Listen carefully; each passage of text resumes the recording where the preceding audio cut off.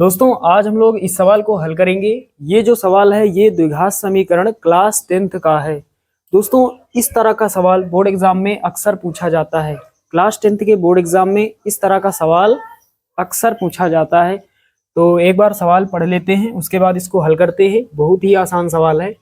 तो यहाँ पर लिखा है द्विघात समीकरण 4x² - 6x + 5 = 0 का विविक्तकर ज्ञात कीजिए और फिर मूलों की प्रकृति ज्ञात कीजिए।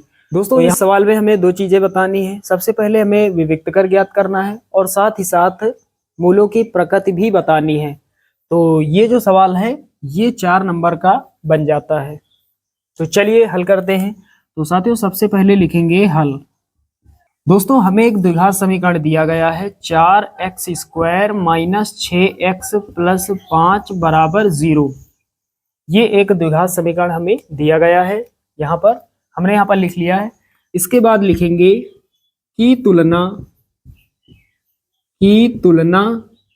यानी 4x² - 6x + 5 = 0 की तुलना ax² + bx + c = 0 से करने पर।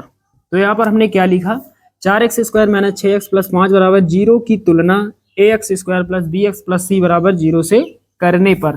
किसी भी द्विघात समीकरण की तुलना इसी समीकरण से की जाती है। ये जो समीकरण है ax² + bx + c = 0, इसे द्विघात का व्यापक समीकरण या फिर द्विघात का मानक समीकरण कहते हैं। तो चलिए तुलना करके abc के मान निकाल लेते हैं। x² के बराबर है तो a बराबर कितना होगा, 4 होगा। तो तुलना में जो बराबर होता है उसे नहीं लिखा जाता है। तो x² के बराबर है, दोनों को छोड़ देंगे। अब गुणांकों को बराबर लिख देंगे। x² का गुणांक a है, यहाँ पर x² का गुणांक 4 है, तो a बराबर 4।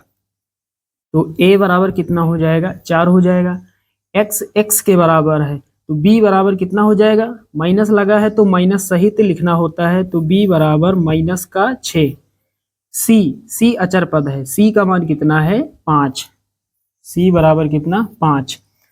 abc के मान निकालने के बाद हमें विविक्तकर निकालना है। इसी विविक्तकर से हमें पता चल जाएगा मूलों की प्रकृति के बारे में। तो यहाँ पर लिखेंगे विविक्तकर जिसको कैपिटल D से लिखते हैं। विविक्तकर बराबर होता है b² - 4ac। चलिए यहाँ पर मान रख देते हैं।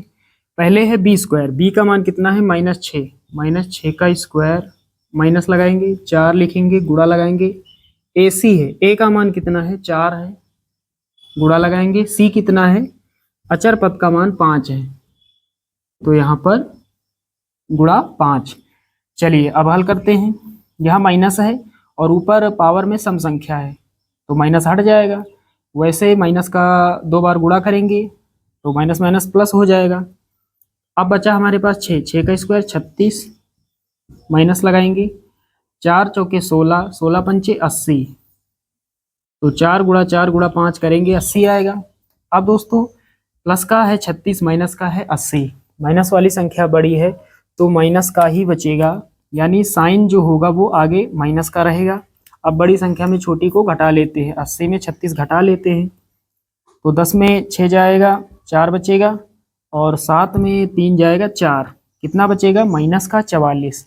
तो यहाँ पर D का मान कितना आया, -44 आया। विविक्तकर माइनस में आया, यहाँ पर D जो है वो कितना प्राप्त हुआ, -44।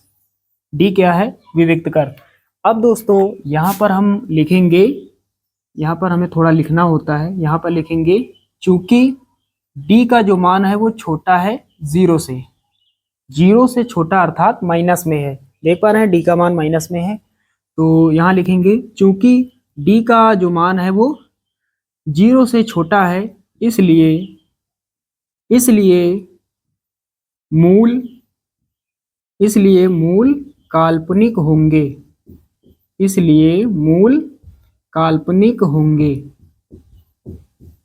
दोस्तों जब विविक्तकर का मान माइनस में होता है, D का मान माइनस में होता है, तब मूल काल्पनिक होते हैं। तो यहाँ पर हमने सवाल को हल कर लिया। हमने विविक्तकर ज्ञात कर लिया और साथ ही साथ मूलों की प्रकृति भी ज्ञात कर ली। बस इतना ही हमें इस सवाल में करना है। यहाँ पर आप सभी ने इस सवाल को बेहतर तरीके से समझ लिया होगा। चलिए दोस्तों, मिलते हैं अगले वीडियो में, तब तक के लिए जय हिंद।